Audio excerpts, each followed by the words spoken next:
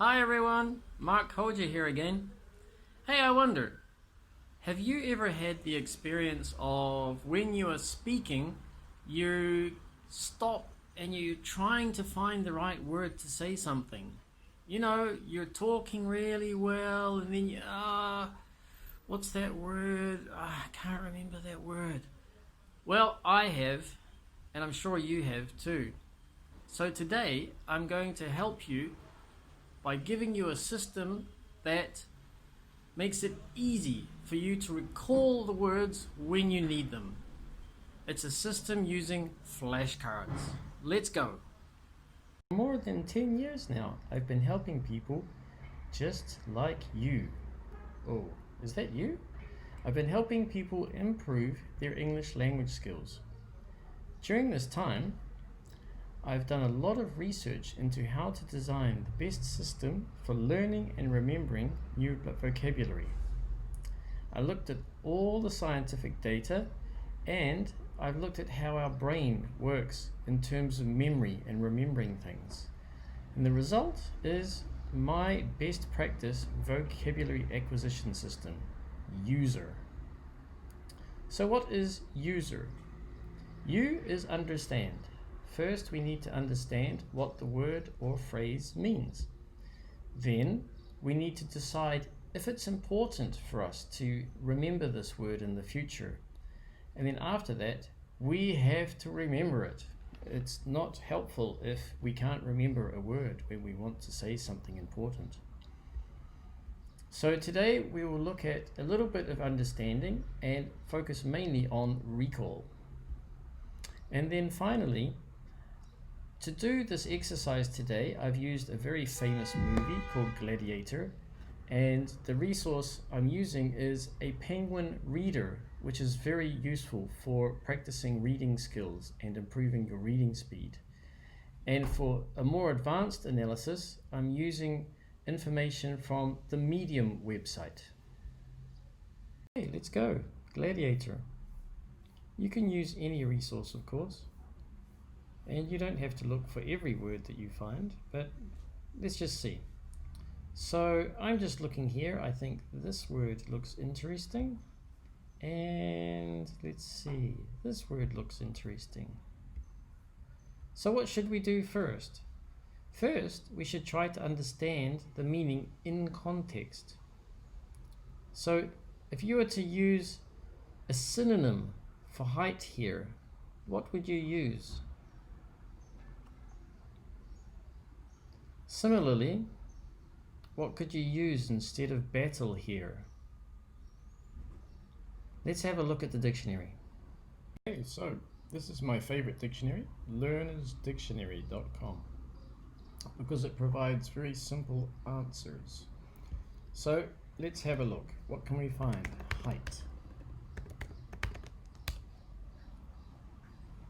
So we can see immediately it's a noun.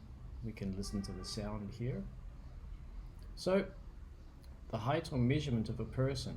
Does that sound right? Let's have a look. What was our story? Our story was about at the height of its power, the great Roman Empire. So it here is what? It here is the great Roman Empire. So can we talk about the height of an empire like we can talk about the height of a human being? No, that's impossible. So it's not this one. It's not about being tall. It's not about the distance above sea level. So we have to keep looking, and we can see height is a very popular word, 7 meanings. But look at this, here we have the height of. And in our story, we have the height of. So this looks good. Used to say something is an extreme example of something. It was the height of stupidity to quit the team. Like it was a really bad idea. Does that fit our story? So here we have at the height of its power. At the extreme point of its power? It doesn't sound good. Let's go back. Let's see if we can find something else. Ah, look at this one. the most advanced or extreme point of something at the height of the violence. At its height, that's exactly what we have. Their civilization was greatest in the world. So what would a synonym be for this?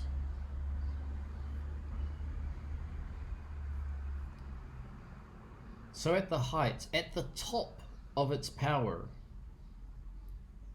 at the peak of its power. These are synonyms. So now we have an idea when the Roman Empire was at its strongest. So we can see that it's very important to not just take the first idea. We need to look and think, does this fit my story? Does this fit my story?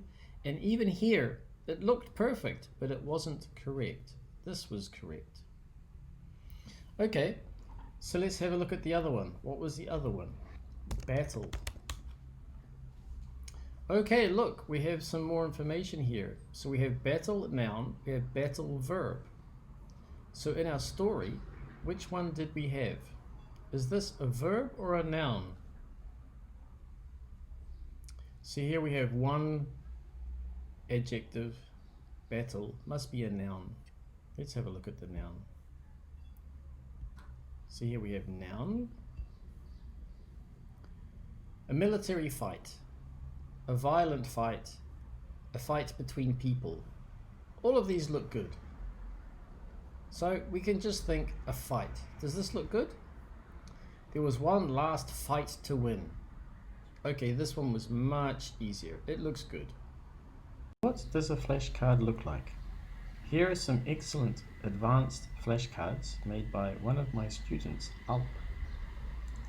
So we can see on the front, we just put the word. And then on the back, we put a sentence. And we can also use pictures and add synonyms. So this is essentially what a flashcard looks like. Okay, so now we know what these words mean. We need to create a flashcard with a very useful sentence to help us remember what they mean. So what's the key to using flashcards? Well, so this is the recall section. What do we need? First, we need to write something that connects to you personally. Maybe some experience that you had, something you learnt at school, something you saw in your travels. And we want to put a clue about the meaning of the word inside the sentence that will help us remember. This is using the technology of how our brain works best to remember things. So what does that mean for this example? So on the front, of course, I put the word height.